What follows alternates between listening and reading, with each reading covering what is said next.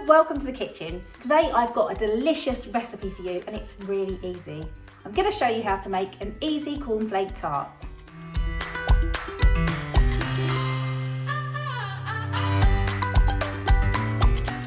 All the ingredients you need to make the tart are laid out in front of me. First of all, you'll need some ready rolled short crust pastry, 25 grams of soft brown sugar, 100 grams of cornflakes, 125 grams of golden syrup, a pinch of salt, 50 grams of butter, 125 grams of strawberry jam and a bit more flour for rolling out. The first thing I'm going to do is unwrap my pastry and give it a little bit of a roll out so I can put it inside my tin. Be careful as you unroll it because sometimes it does tear in places. But it's really easy just to push that back with your fingers. Now I'm just going to dust my surface with some extra flour and just flip over my pastry onto the flour. And now I'm just going to give it a little bit of a roll just to stretch it out slightly longer this way. I'm now going to roll it over my pin so that I can get it into the tin easily. So it's a good idea just to go over with a little bit of flour so it doesn't stick. And the best way to do this is just place your rolling pin at the end of your pastry and just gently lift it over.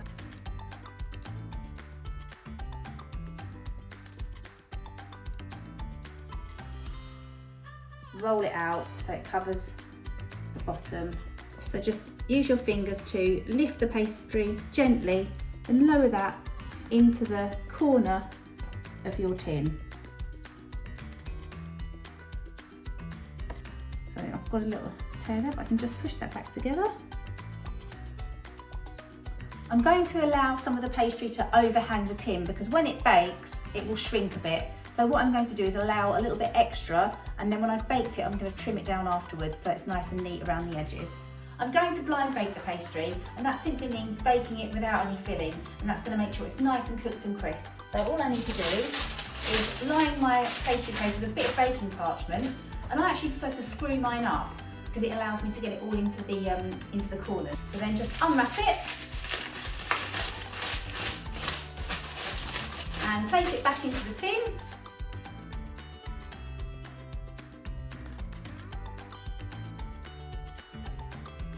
I've got ceramic baking beans, but if you don't have those, you can just use anything like dried pasta, pulses or rice. So that's going to hold the pastry down when it cooks. So I'm going to now put it in the oven on 180 degrees for 15 minutes, and then I'm going to take it out and remove the beans. So I'm just going to lift this up, making sure I don't spill them, and I'm going to pour them into a heat-proof bowl. That's going to go back in the oven now for a further 10 minutes until it's nice and golden on the base. It's been in for a further 10 minutes, and now I just need to trim off the edges of the pastry to make it nice and neat with a serrated knife, and then it's going to be ready for its lovely cornflakey filling.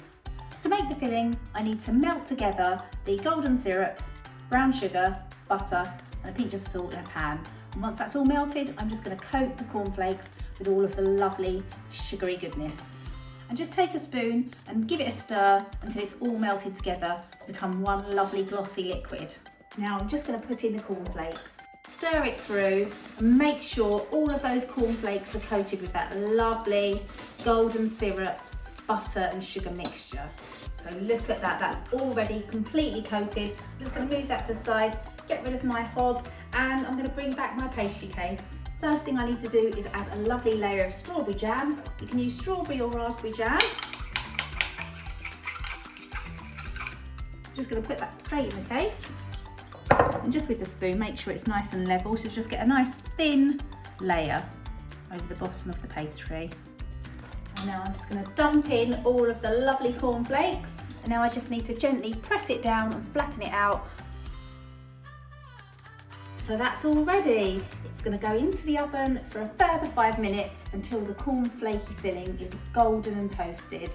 And then I just need to wait until it cools down a little bit before I cover it in custard and demolish it.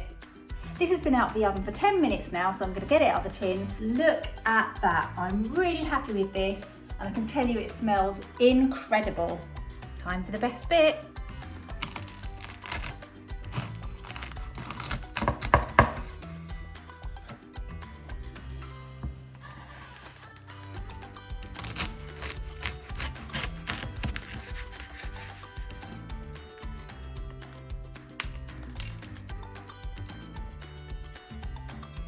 I'm going to add some custard to mine, but this would be lovely with custard or ice cream, or just by itself.